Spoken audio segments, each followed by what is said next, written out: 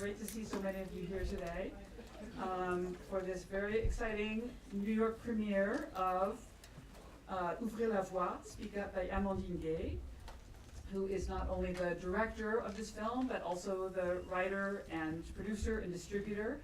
We'll hear more about these various roles from her in a discussion after the film. We're really thrilled to have Amandine Gay here with us today to discuss her film after the screening. And she also presented a wonderful masterclass yesterday at the Maison Française about her current, newest project on international adoption. So thank you so much to Amandine for being here with us today and yesterday. Nora Philippe, our film curator, our series curator, will be introducing Amandine and her film at more length in just a moment. But I wanted first to say a quick word about the film series and introduce the panelists who will be joining Amandine for a discussion after the screening. So today's event is part of a film series that we're presenting on Blackness in French and francophone film. We started on Wednesday, and we have another event later today, and then 4 more events next week. And this is a series that the Maison Française is presenting in collaboration with the School of the Arts.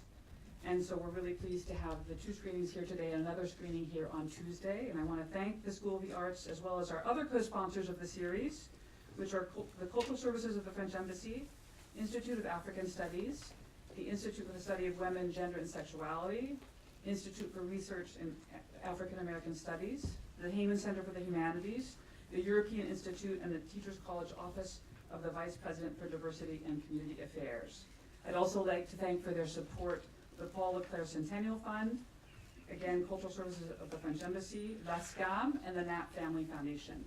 And there are a few individuals I'd like to thank as well, starting with Gavin Browning, who is our collaborator here at the School of the Arts, and his colleagues Marcel Forras and Brendan Regenball.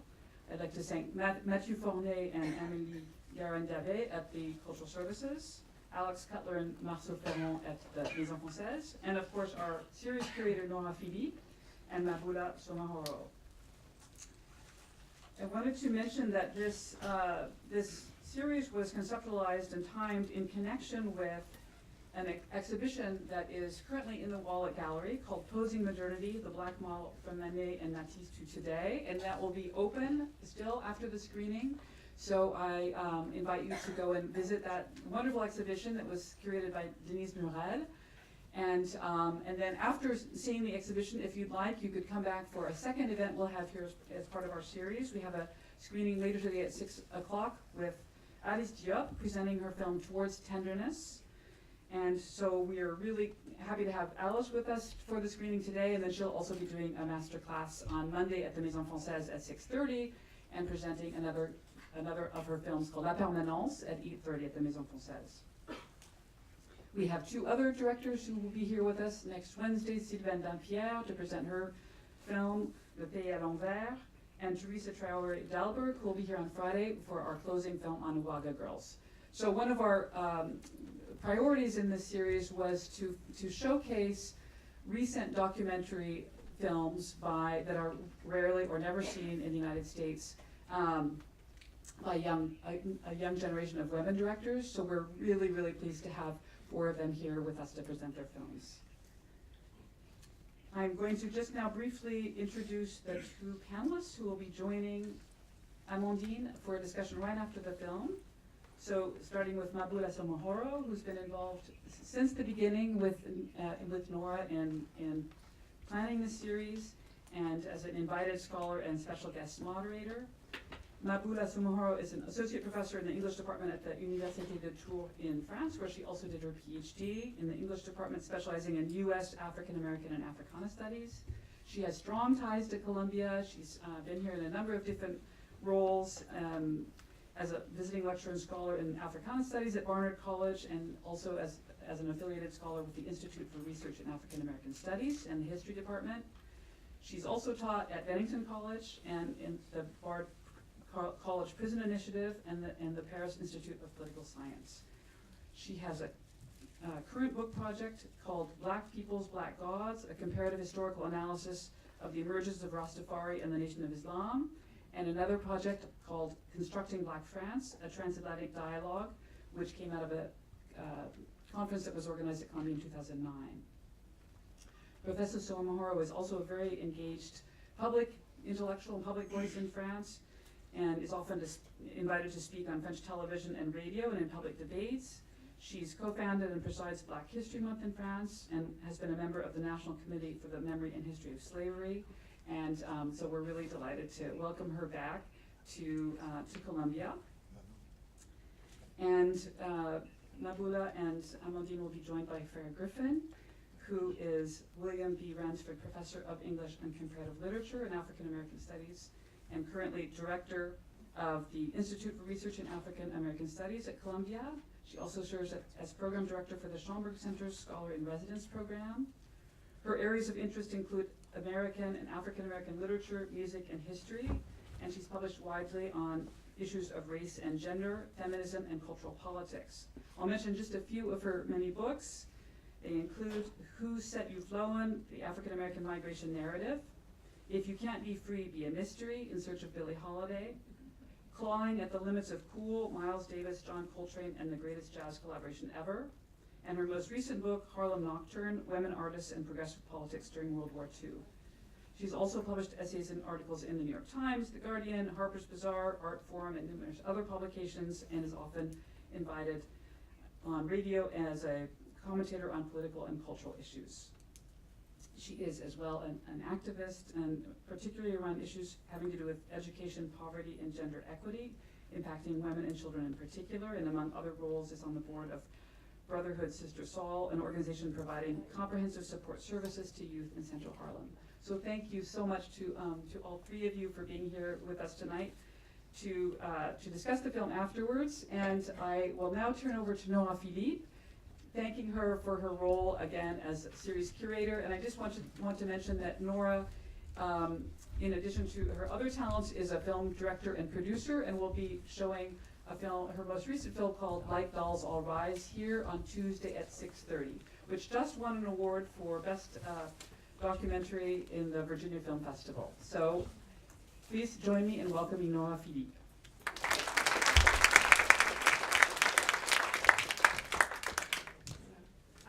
Hello, we're going to be short because you're here to see a film and not here to speeches.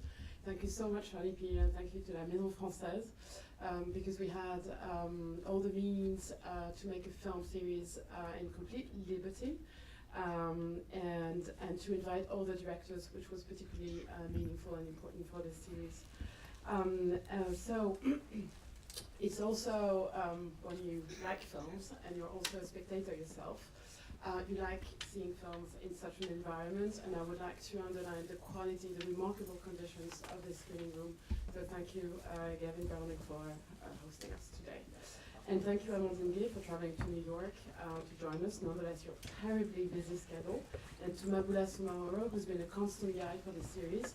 And if I may say, also a guide for several directors in this series, and as such, she's featured in this film, for instance. You'll see. And thank you, Farah Griffin, for having the generosity to be part of the panel. So it's a great pride to organize this New York City premiere of Ouvrir La Voix. Let me mention also that it's the first stage of the upcoming American tour of the film, thanks to Young French Cinema, which is a program sponsored by the Cultural Services of the French Embassy. So the film will come back, Amandine Gay will come back in 2019, so I think it will be advertised on Facebook pages, etc. So please stay tuned, because you'll be able to see it again in the country. And so Ouvrir La Voix, which is translated in English into Speak Up, was released in actually 4 countries, which is very rare for a documentary. It was released in France, Belgium, Switzerland, and Canada. It's going to be released in Germany too. And it traveled to festivals in at least 10 countries on three continents. And in France, Ouvrir La Voix functioned really as an eye-opener in a society which is still too often colorblind, and if I may coin other terms, black-blind and black woman blind. So such a film had never been made before, nor in its form and neither in its contents.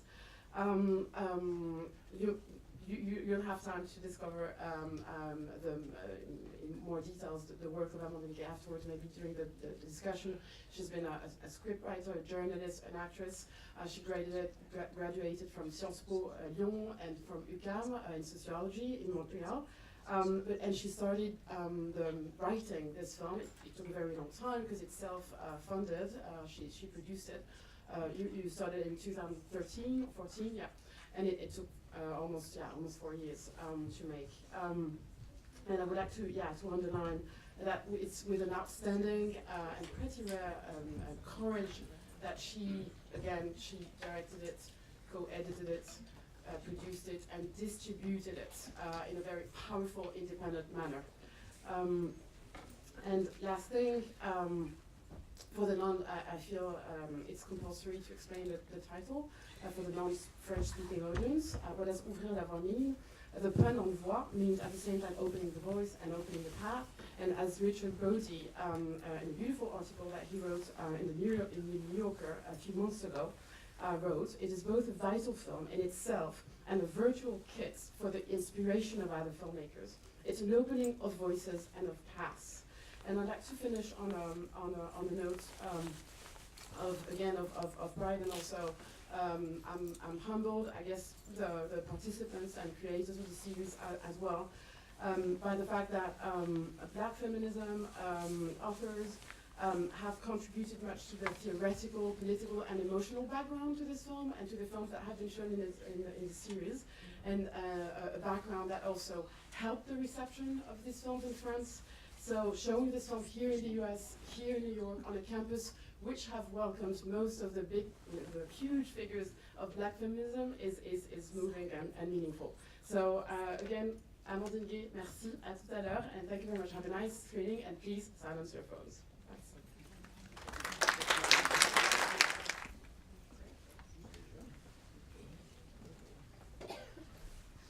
So good afternoon, everyone. Let's begin with the conversation. We just watched Ouvrir La Voix, Speak Up by Amandine Gay. I was just telling Amandine that it is a strange experience to watch it in New York. Last time I watched it was in Paris, France, and it's interesting to watch it here on this Columbia campus, this expanding Columbia campus. We're still in Harlem. This is gentrifying Harlem. This is a great building, but we're still part of the gentrification. We're still on 125th Street, and we are reflecting on Blackness across the Atlantic. It seems there are many references to Blackness in the US, as compared to Blackness in Europe and in France. But I want to begin this discussion by the first reactions by Dr. Farah Griffin in terms of these representations of, this hearing of Black women's voices, perhaps references to what you know best, the African American woman experience. Part of this, during this film series on Thursday, we watched La Noire de Black Girl by Ousmane Sambène, with this Black girl coming from somewhere in Africa to work as a domestic servant, and who ultimately, breaks down and commits suicide. And that immediately made me think of Ntozake Shange that we just lost for colored girls who have considered suicide when the rainbow was enough. So I was looking at these women on screen and this woman director, and thinking about those women who do consider suicide, who don't suicide, right? And who speak. What can we say about that, and what comes to mind to you immediately? What are your first reactions? Well, my first reaction is just thank you so much for this film.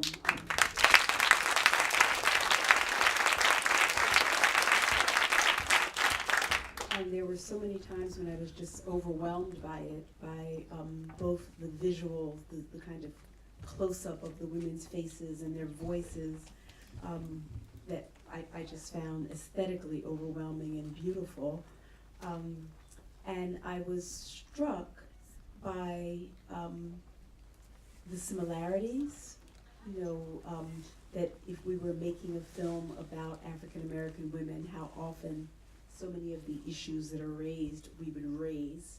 And it also made me want to have this film seen in as many venues as possible by as many women as possible, particularly women from throughout the diaspora, and just imagining, oh my goodness, this is just a conversation starter. And I'm glad that you brought up Ntozake, because Ntozake's first play, the choreo poem for colored girls who considered suicide, in many ways I see this film as an extension of it, breaking silences. Ntozake says, sing a black girl's song, and I thought that's what this film is doing. And finally, I liked there's some things that I think would resonate throughout time.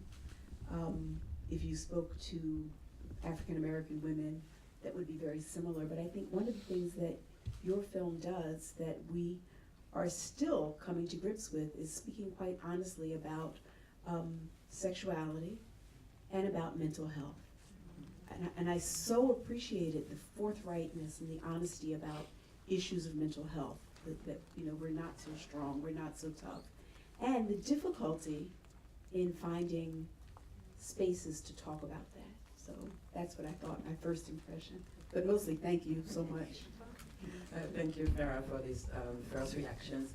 Amandine, I want to begin this conversation. I know that you have spoken a lot about this movie, right? So let's try to make it interesting for you and not so boring and not so repetitive. The first question I would ask is, how do you situate yourself? Who are you, and what are you seeking to talk about with this movie? Who are you? Okay, so the good part is that I haven't talked about the movie in English that much, so it's cool. I'm not gonna be bored, and it's still a challenge. So to talk about myself, I think it's important to say that I'm a transracial adoptee. So I was, born under X, which is a French law that gives the power of secrecy to women who want to relinquish their children. And so I don't have many informations about my origins. I do have some, but it's sort of like confusing even, in terms of blackness. Because my file says that my birth mother was Moroccan and that my birth father was French, and they were both black. So, given France's colonial history, a black French person means anything. It can be a West Indian person, a French Guiana person, it can be someone who's born in France from Senegalese parents. So, at the end of the day, knowing that I had a black, father from France and a black mother from Morocco, and there are black people in Morocco, but they're the minority there too. So it was also like sort of like a, like having more questions when I saw my file and learned about my history than before then, because before I was like, I know I'm black. Then I was like, oh, I have so many options of types of blackness, and now there's also North Africa in the mix. So I was just like, this is confusing. And he was also a little disappointed because anti-blackness is pretty strong in Morocco too. So, if you, like some of my transnational adoptee friends, right, they at least get to go back to their birth country, They're gonna be, I don't know, let's say from South Korea, and they get to go back to South Korea, eat the food, go to a place where everybody looks like them, and maybe feel sort of like a sense of immediate belonging. But to me it was like, oh, I'm not gonna go to Morocco, or I was just like, I'm gonna go, but then I'm gonna experience racism there too, so it was just like, so yeah, that should also give you an idea, because when someone told me in France, and it was funny because in France, because a lot of people also are the children of primo arriving migrants, they may have a really strong, relationship to the country of origin of their parents. And so one day, I don't know if I was in France or in Belgium, but a guy came up to me after the film, and he said, maybe you've been able to make this film that sort of like neither favors West Indians or Africans because you were an adoptee, and so you sort of like have this vision of blackness from a sort of like neutral standpoint. And it was interesting, I had never thought about it that way, but that's how I interpreted, the way the film was made. And so to me, when I wanted to make the film, the first thing was that I wanted to make a film. And that's pretty much it, I wanted to be a filmmaker, and I had to start with something. And fiction was too expensive, so I had first started writing, screenplays for TV, but then you realize that you don't necessarily get a hand into what you want to say till it's produced, because you're not the producer, so you don't have the power. So I realized that it wasn't enough to write different stories. You had to be able to see them through, till the end of the editing process, pretty much. And the only thing that I could do that way was a documentary, because it costs far less money. As you've seen in the credits, there's about 3 names in the credits. So one is me, the other is my partner, who's the DP, the editor, and we're co-producing the film. You've also seen my parents' name in the credits, because that's how we got some of the money too. So that was a really 2-people project pretty much until the end of the editing, which means having a hand and a total control on the creative process and the political stuff. And I'm quite glad, that you noticed the depression and mental health issues, because it was also about pretty much talking about all the issues that I felt were not discussed, about Black women. And the mental health is definitely a big one, and we are one of the groups who, of course, have a lot of issues to deal with, and it would be nice to be able to just talk about it. And so now that you've introduced yourself, how would you think that these different layers of your identity impact your artistic output? What kind of director are you? Well, I'd say at least for this film, there were different things. One is the author part. So wanted to be also taken seriously as a director. And the thing is that to me it was, I'm going to try to make the best film possible with my own means, because I started Speak Up when I decided to go live in Canada, And so I think it's also an important thing to understand. So I started writing the project in 2013, and by then I was like, a failed actress, so mainly a waitress, trying to be a screenwriter. It was not working either, and I was just really frustrated and actually really depressed, And so to me, going to Canada was sort of like giving up on all my years of activism and stuff, being like, it's either leaving or, just collapsing, so I'm gonna have to leave. And I saw that the difference between, the previous generation and me was that I had the means to do something. And because it's the digital era, I could make this film. I would have never been able to make Speak Up in film. It would have cost too much money. To make the film and distribute it, it cost us 40,000 euros, but it was like over 4 years, and it was, so it was doable. And so I thought, I'm gonna leave something at least, even if I, sort of like gave up and went to another country, at least there's gonna be a trace. And my idea was that if the film is good enough, it's gonna give me the power to go to Canada and be like, look at what I did with no money. Could I now get some money to, make my film? That was the original idea. And then on the political side, it was really mainly to, I was frustrated as an actress. I was asked to always perform things that were stereotypes, that were contradicting my activist, work. So to me, it was just like, I wanted to, portray all these Black women that I knew. The fact that my first idea, actually the first name for the film was, we are the sum of our differences, because I wanted to show how diverse Black women were, and when we were always shown as some sort of like homogeneous group, But then it turned out that when I did the pre-interviews, I pre-interviewed 45 women to whom I would show the whole questionnaire. The thing that was sort of like taking the whole space was, we're spoken of, we're spoken for, we're never in charge of our representation, and then I realized that maybe the issue of having a voice was more important than showing, maybe not more important, but had to sort of like take over the let's show how diverse Black women are. And then there was this thing about, if it's the only film, I'm just gonna put everything I like in it. So like there's performances, because I like art performances, and I wanted to sort of like showcase some of my artist friends whose work I liked, and then talk about all the issues I wanted to talk about, in case that was the only one. And in terms of perhaps the photography, the aesthetics, the editing, the rhythm, what were you, maybe you can talk about your references, or maybe you can talk about what you had in mind. What were you trying to achieve? Because I think you're absolutely right to insist on the contents and the meaning and political meaning of such a movie, but it's still a piece of art. So artistically, what were you trying to achieve? Well, to me, the thing is, one of the things we're sort of like deprived of is actually, the ability to be authors and to be artists, because we have to talk about political issues, we have to be, involved, and then sort of limit ourselves in terms of aesthetics. So there were a few things. For instance, as an actress, I kept being told that the reason why Black women would not, or Black people in general, were not hired on set, it was because it was harder to light us. That it was harder to like people's skin. So to me, it was like, we're gonna make a movie where Black women are beautiful, not in the advertising sense, but like we're gonna have to find a nice lighting for those women. And it turns out that the DP, Enrico Bartolucci, is a photographer. So I knew that he worked well with Black women, because I was having him make my photographies when I was an actress, having to photograph me. So we were like, we're gonna have to light them beautifully.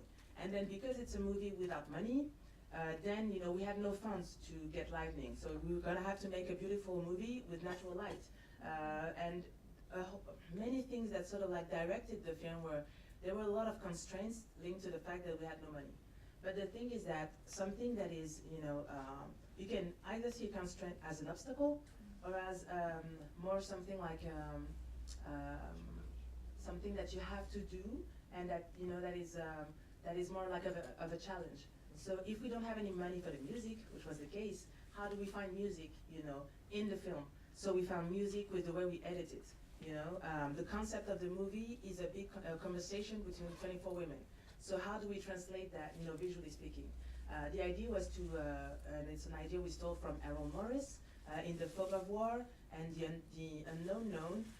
These are two documentaries where he's having, in-length interviews with Robert McNamara, who was the Minister of Defense for Kennedy, and then with Rumsfeld in The Unknown Known. And he was doing the thing of doing the jump cut technique within the interview, so that you have like a really long interview, but it's sort of like rhythmically working. But it was with only one person and with a fixed camera. And with Speak Up, we decided to have like a handheld camera to have like an organic movement in the shots. Because usually what you have in a Talking Heads documentary is that the camera is on a stand, and to make sure that people won't get bored, you get all these in shots of like someone's hands, someone walking in the street, or the camera goes up, it's tilted, or there's a pan going on. And to us, the idea was that we're gonna have movement, but it's gonna be coming from having to refocus on a permanent basis. So it was quite a tough for Enrico and Coralie. She did about 1/3 of the camera work, because that meant that the interviews would range between 2 hours and a half to 4 hours 45, where they would have to keep their hand on the point and be sure to follow the women when they were, moving and talking. But this way, when you get a move in the shot, it's because the women's work, is the woman's moving, so you just have to make it, sharp again. And so like that gives you an organic movement, and that gives you a rhythm, but it comes from the women. So you get the rhythm from the editing, you get the rhythm from the women, and because the concept is also to push the boundaries of the Talking Heads documentary, the idea was that when they're talking, and you have nothing else to do but to listen to what they're doing, and to what they're telling you. And we need also to find individuality with the close-ups, because often in Talking Heads documentary, someone's face comes up, and then you have like Mary, 33, a nurse, and we didn't want to do that, because like it's really sort of like the TV codes, and you can find someone's individuality in the way they talk, in their face, in their facial movements. So that's what the close-up shots give you. You see someone's face light up, some are more serious, some have, everyone's got a different personality this way. And when they're not talking, then you get a breathing moment. So if you're getting a breathing moment, it's a real moment away from them talking, and that's where the performance moment comes in the film. Because in my personal experience, art has always been a way to sort of like escape, from the real world. So I wanted to show that also, to show that we were not limiting ourselves. It's the outside world that limits ourselves. So we can be, burlesque performers, we can do like performance where you see Rebecca throwing the, tomato sauce on the other women. And I also wanted to show that we have moments of breathing. And the last thing we did was the chapters. So like the film was already written in chapters, and the chapters have not changed since, it was written in 2013. What's changed is the title of the chapters, because that's another thing we stole. This one from The Wire. In The Wire, you have what's in the film, which means the chapter is actually something that's going to be, the chapter's title is something that's going to be told later on during the chapter. And we thought that this way it could create a little suspense, that you would be like, ooh, what are they going to say? And sometimes it doesn't really, it's not really clear. Like the I like redhead people, you don't understand what it's about until you hear it. So yeah, that was it. Like how to make an art house film about black women, because usually political films tend to, well, at least in France, tend to sort of like forget about the aesthetics, and the aesthetics are really political, and we should not sort of like stray away from this. Farah, maybe a few words about things that might come to mind when thinking about these representations of women and these strong attempt to make those silences audible, or these in films or even in novels. Can you think of artists, either men who have tried to represent black women, or women who have tried to represent black women and black women's experiences in the U.S.? Are there any works that come to mind? So for me, just kind of thinking the film in the voices of the women resonates much more with the literary works that I know than with the film work. And yet the aesthetics, the whole thing about the way the women are lit, I thought immediately of what Julie Dash did for us with Daughters of the Dust, right? That she, and actually it's Arthur Jaffa who's her cinematographer, but that showing black women and showing the range of our skin tones and the hair. I love the hair in this documentary, and that's a film, but where the range and the diversity of the hair. And so aesthetically, I was thinking about along the lines of Daughters of the Dust and spending long time with black women. Usually when you're watching television, if you see a commercial and there are black people in the commercial, it speeds by them very quickly. You're like, is that a little black girl I just saw? I think I saw her. I'm going to watch it again when they advertise this. But here, you're forced to slow down and linger with the women. So I thought of Daughters in that way, that has that same, similar, not same, but kind of pacing, making you sit with people.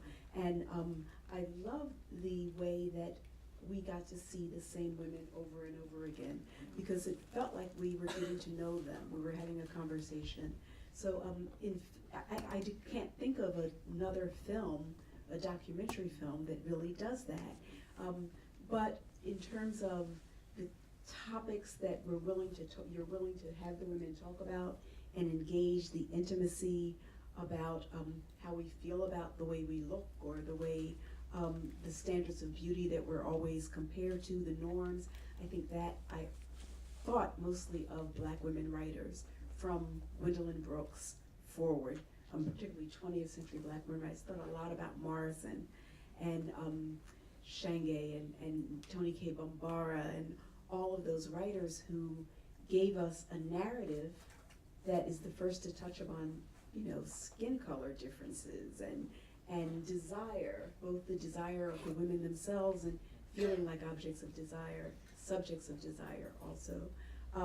So it resonates quite a bit, I think, with the literary tradition, and I really think that it's very groundbreaking, it feels, in terms of film and filmic representation.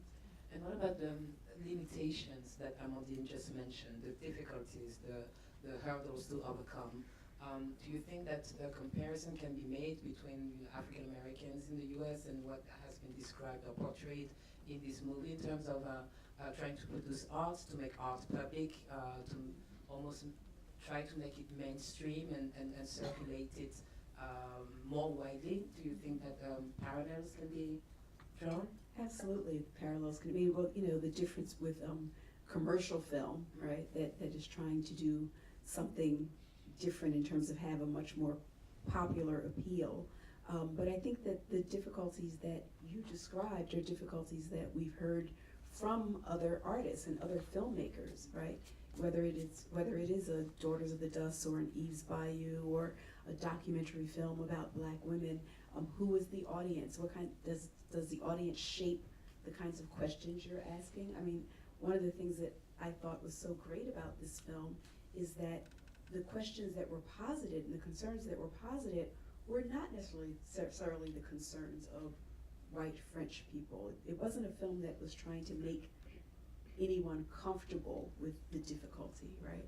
And I think that's challenging, because you have to, when you're making a film in a society where the mainstream audience is not black, you want everyone to watch it, but you also want to center the experiences and the voices of the subjects of the film. And I think that resonates across the board.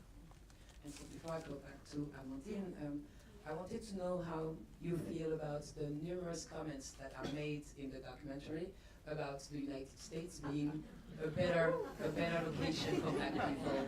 How do you feel about that? Because this is, many many women. Well, it made me understand, you know, whenever, like, Maboula and I have a long, ongoing relationship, and whenever I would meet people black people from France, and they would say, African Americans, you know, they romanticize France, and France is the place that, you know, the black artists ran away from the United States to escape the racism of the United States. And having spent time in Paris myself, particularly as a young woman, you know, realizing, you know, that there was one sort of mythology around African Americans, and yet another reality around black people who lived in France. And so then hearing it this way, I felt like, oh, right, I recognize that, right? Because that's what African Americans have done for so long, especially with Paris, not with other European countries, but, you know, from the Josephine Bakers to the jazz musicians to the visual artists. And I thought, are you kidding me, really? Like, the United States is the beacon here? And so it was jarring, but I also understood it, because I think what we have in common is that we all are living in societies where we claim that national identity for a nation that has often despised us. And so we're looking for a place where maybe it's better, maybe we can be freer. And so the grass is a little greener on the other side. So absolutely, I felt, especially in 2018, I'm like, this is not necessarily going to be a better place for anybody of color. Thank you. Amandine, do you want to respond to that? Can you say more about this French fantasy about free blackness at last in the United States for French people? And there are a few French people of color who are here and who are loving it here. Okay, so I think the first thing that has to be said is that, you know, independent films take a lot of time to be made. So this was shot in 2014. I think that if we were to ask those women nowadays, maybe they wouldn't say the same thing. So that's the first thing about that. But then the other one is that to me it was important. Again, so the first address of the film is younger black women. You know, when I read that, I'm like, that's the film that I wish I had seen when I was like 15 or 16, before even some of the things that I talked about in the film would happen to me, so that I'd been warned. You know, like that was pretty much the state I was in. So of course, you know, in a way, because the address is first young black women, you know, it's gonna then talk, of course, to the entire black community, and because it's a film about the minority status, you know, in Europe as a black person, then of course it does talk to white people, but they're sort of like in the background of, you know, of who I'm talking to. And I thought it was interesting, you know, hoping that first the big ambition was to put this film on YouTube, you know, because we had no idea, like, first, would we complete it, and then I didn't think that we would be able to get a distribution, etc. So I thought that this film had a fighting chance on YouTube, especially for the black diaspora. And I thought that it was interesting, you know, that there is still this thing going on about the US, but it has a history in France, you know, and this history is also the history of hip hop, and you know, how like for instance, my generation, I was born in '84. The only black people I saw on screen were African Americans. You know, like, while black French people would not be in films or TV series, I would get to see, you know, black people on screen, and they would always be Americans. So of course I was like, something is happening there, you know? And we were, you know, getting a lot of the black American culture. And I've often said, you know, if you were not raised, which is my case, in a family that had like strong ties to either Africa or the West Indies, you would sometimes even discover French writers through African American intellectuals, which was my case. Like, I heard about Maryse Condé because I read African American, you know, black feminists. If I may, Maryse Condé, who just won what they called the alternative, we don't pay attention to that, Nobel Prize. So after Toni Morrison, we have our own French Caribbean writer who was just awarded the popular Nobel Prize this year. So, you know, like I made a lot of my, even I, you know, made a lot of my political, you know, education through African American writers. And so I understand this type of fantasy, especially if you've never been in the US. You know what I mean? So I think it was important that it existed, because that's the thing, you know, across diasporas, we tend to look at the other diaspora and think, oh wow, maybe they have it better, you know? Like sometimes I look at the UK and I'm thinking, oh, they're more advanced there on this and this subject. And I think that one side on which the U.S. and African Americans have an advantage, compared to the Black French, is how institutionalized your presence is in this country, even if you do get a lot of violence. You have HBCUs that doesn't even exist in France. You have That's illegal. That would be illegal. Exactly. To have a black school. You couldn't even call Black History Month in France, because that's a thing. Why call it Black History Month, etc. We don't have African studies. We don't have critical race theories, free theory. We don't have cultural studies. There are no gender studies departments. You can use a gender studies framework, but there are none. So when you come to the U.S. as a Black French person and you see Black lawyers, Black heads of departments in the university, Black professors. I did an entire scholarship without having once a Black professor in my schools, not even as a professor for myself, in my schools. So the fact that, you have Black politicians, you even had a Black president, whatever, let's not get into whether it's people like Obama or not, but it is not happening in France for the next 50 years at least, So that's also why I think sometimes some of us, it's a class thing. We had this conversation with Rokhaya. If you're Black and Rokhaya Diallo, Rokhaya Diallo, the journalist, activist, director, documentary maker. And she's had a film featured in the series, right? Yes, we watched on Wednesday as opening night, Marches to Liberty, which was the encounter of young African-American political leaders who came to France to look at the true France, right? So, which means that they accepted to go outside of Paris and go to the suburbs. And we were discussing this on a panel with Rokhaya, and she was pointing at the fact that if you're Black and poor, it is much better to be in France because you have access to, the health services, and you are more likely to be killed by the police. You still can be killed by the police, but your life will be less dangerous, and you will get, better health care, stuff like that. But if you're Black and middle class and upper class, it is much better to be in the US or in the UK because you can have the career you will never have in France. And so I think there's also that, depending on who you're talking to, their relationship and the way they see the US is going to be different, also based on a class, system. And I think that the generational piece is very important because the kind of romanticization that African Americans had about France emerged when America was a Jim Crow nation, right? And when they couldn't be imagined as, like a Black artist couldn't be seen as an artist here. And so that's a different generation. When you talk about a generation that comes up with hip hop as the kind of major form of American culture, that's a different relationship. So I think you're absolutely right there. Yeah.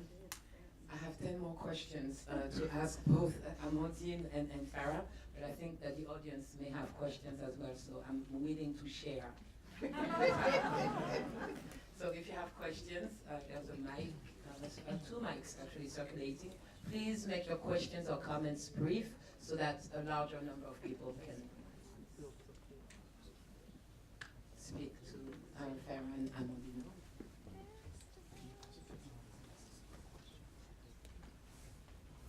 Yeah, the film was excellent. I loved it. Yes. Okay. So my question is, in terms of distribution and accessibility,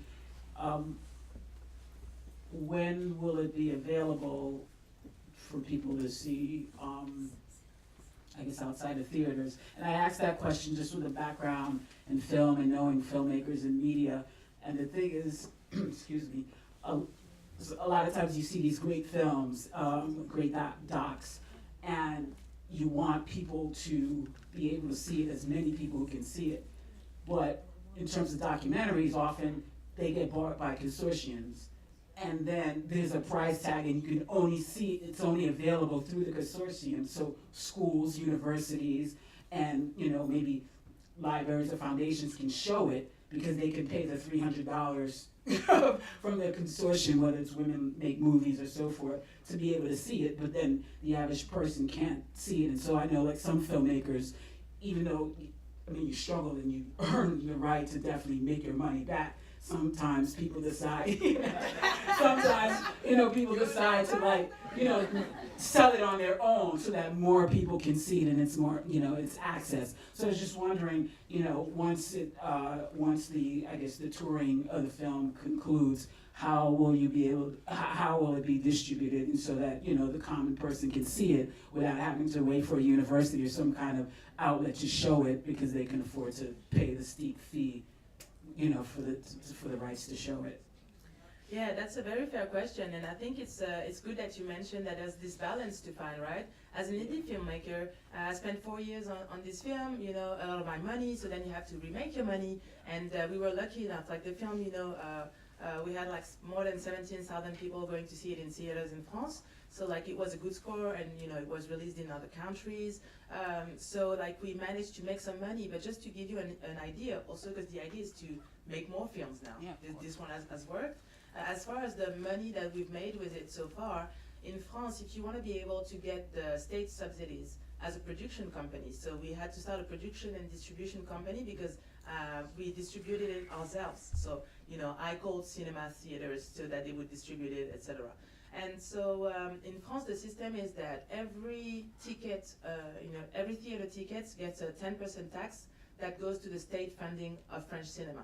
You know, and so this is like a lot of money that you can get back also, but we couldn't because you need to be a production company that has 45,000 euros of capital, and we started the company with 1,000 euros of capital. So all the money that we've won this year, we've earned this year, is going to go in the raising of capital so that we can get some state, you know, money for next film, because this time the money we've made and the money the state has even earned with my film, because Speak Up has earned some money for the National Center of Cinematography in France, is money I can't get back. Okay, so like this also means that, you know, I think it's great to give it available to everybody, but now I'm sort of like following the steps. So we have an international vendor, and so I hope that we're gonna find a distributor in the US, at least, you know, to be able to put it on a VOD platform.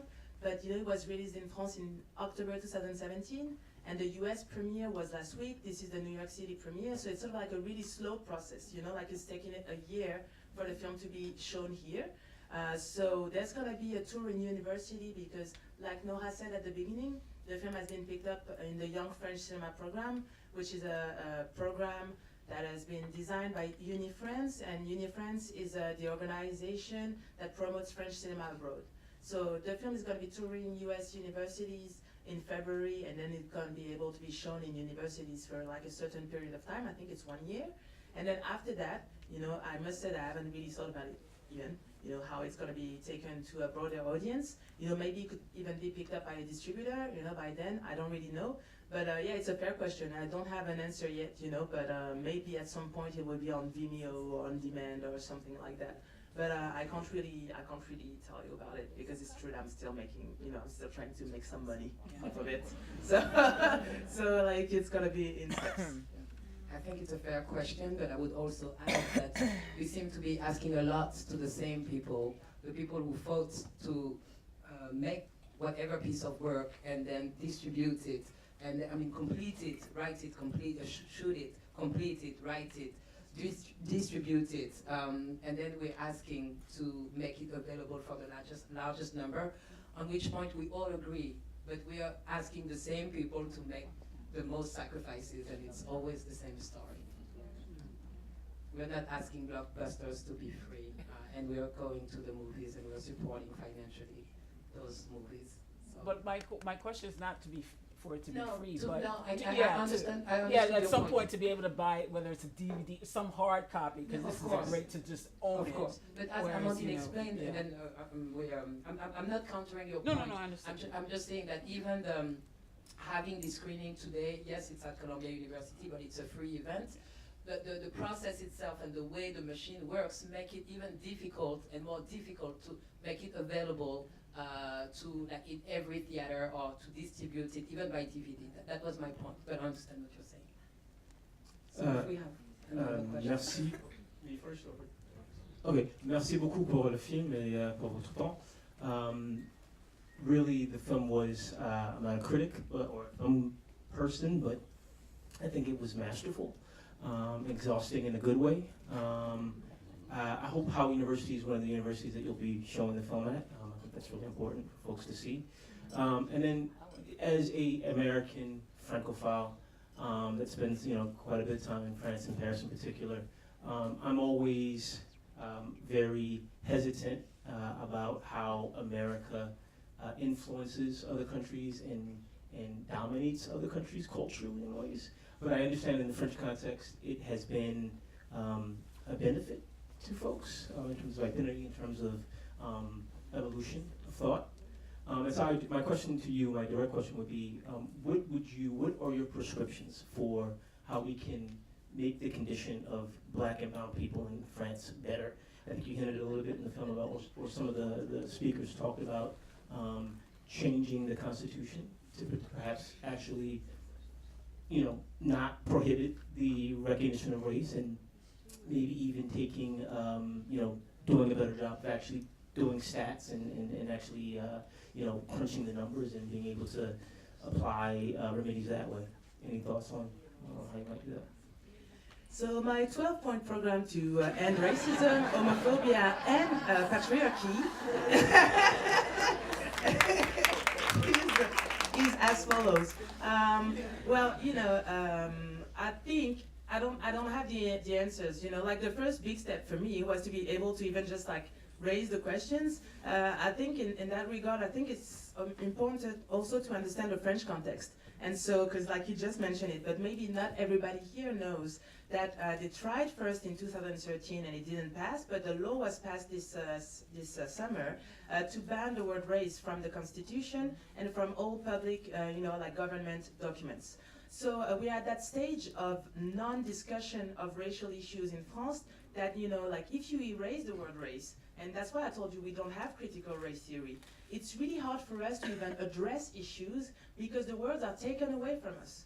And when we are trying to bring them back in the public space, or to even, like translate some concepts. So, for instance, we've been really active in Afro-feminist circles to bring the intersectionality concept in the francophone world to show that we were not just blacks, or not just women, or not just black women from the suburbs, and that class, race, etc. were intertwined. We are accused of inventing words, of importing issues from the US, so because we are facing that much backlash and that much difficulty to even just, assert ourselves in the public space and to just define our experience, like this I understand also that from a US perspective, many of the things you've heard here have already been discussed for like the past 30 years.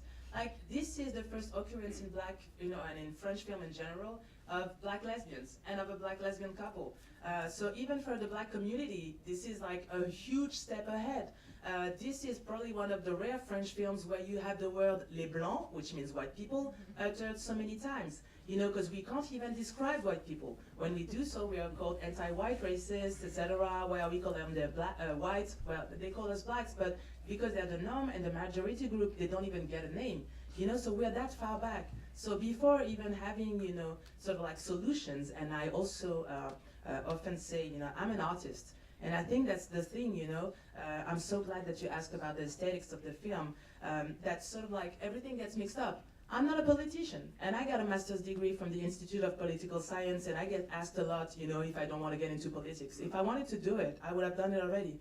That's not what I'm doing. What I'm trying to do is to reach people's consciousness, because, and if there's some activism in my artistic work, it's because, I feel, for instance, having been an activist, I think that a lot of people don't realize that to become political, you have to understand what's happening to you. And if we look at the majority of Black people in France, they are so deeply embroiled in poverty issues and all sorts of state violence they're facing. It's hard to have like a political, not consciousness, but to be able to identify what's happening to you if you feel alone, if you're isolated. So to me, like the main political maybe impact of this work is for Black women to feel less isolated, to realize that what's happening to them is not something happening to just them, but to all Black women. And to me, that's the first step to then maybe go and, you know, enroll and want to become maybe a politician for those who want to, or to be like, yeah, it's true, there's not enough of us who are professors, so let's go do that, you know? Like, I think this is like the sort of like, this is like proto-activism, this film, you know? It's like that, it's trying to create the conditions for people to be like, oh, there's a problem. And it's not an individual problem, it's a collective issue, and we're gonna, you know, get to it by, you know, seeing it collectively. But it's gonna take a long time, you know? And one of the things I often say is that we might be discouraged at some points, right? Because of course you want things to change in your lifetime. And so if we look at one's lifetime, right? I'm gonna die, and sexism, racism, patriarchy, homophobia will all still be here and alive and well, you know? But if you look at it from a long time perspective, right? How long has it been, you know, the end of slavery in France is not that long. It's like 2-3 centuries in terms of like political history and just even like genetic memory. And, you know, it's really short. You know what I mean? It's really short. And we've managed to pull ourselves from all those violences. You know, in France you have the history of slavery, the history of colonizations. So in some families you come from all those different history of violence. You know, like we have to be able to deal with that too. And that's why we're talking about mental illness in the film, you know, because we don't have ethnic statistics in France, but observation says that a lot of people of color are the most growing majority of people who are going to psychiatric hospitals, and it makes sense, you know. So to me, it's just like, first, you know, let's be able to talk about it. Let's be able to address the fact that we have, and we are dealing with several problems. And then at some point, we'll be able to find a solution, but we are not, I don't even think we're at the point of finding solutions right now. We're at the point of recognizing that it is not okay what's happening to us, and okay, maybe we're, you know, we're healed in some ways, and, you know, and we need to realize that we need to do something collectively. And I think, you know, society is taking that away from us a lot. You know, I was at the Indie Memphis Film Festival, and Boots Riley was talking about Sorry to Bother You, and that the thing he wanted to do with the film was to show that, you know, it's collective action that helps you fight your bosses, not some sort of like individual superhero, you know, trope. And I think we're at that stage too, you know, having people realize that you need to be in some sort of like collective action can take different forms. You know, Boots has done it his way, I'm doing it my way, and I think we need a lot of other artists to do it their way so that, you know, more people realize it. If I have one ambition is that the film sort of like starts having, I don't know what's the name in English, c'est genre déclencher un rouage? To trigger, to spark something. Yeah, you know, but I know that people are not gonna go out of the room necessarily and be like, yeah, let's organize. You know what I mean? Like, it's just a film, right? Maybe it's gonna take 10 films for someone to realize they want to do something, you know? And also, if you don't want to do something, it should be okay too. You know, like Maboula said, you know, in France, a lot of people have asked me, what do I preconize? What should we do? And I was like, I made a film. You know, it's taken the life out of me. Even if I was to stop, you know, being an activist or an artist now, I've done my bit for the communities. You know, this is staying for a while, and I think we also need to be able to give that to people, you know. We're allowed to rest. We're allowed to not have the answers, to not have a solution, you know, to just live also. You know, I think it's a thing we are allowed to do. That was Dela. Thank you very much, Amandine. Farah, do you have anything to say to Amandine before we close? Well, just again, thank you. And also just to remember that Black feminism, which we kind of throw around now, has taken 30 or 40 years for the tenets of Black feminism, you know, from the Combahee River Collective statement, for us to be able to even talk about it, and some people in this room know what it means, or how long it took for intersectionality to really come into sort of mainstream of our, not even mainstream, of our discourse.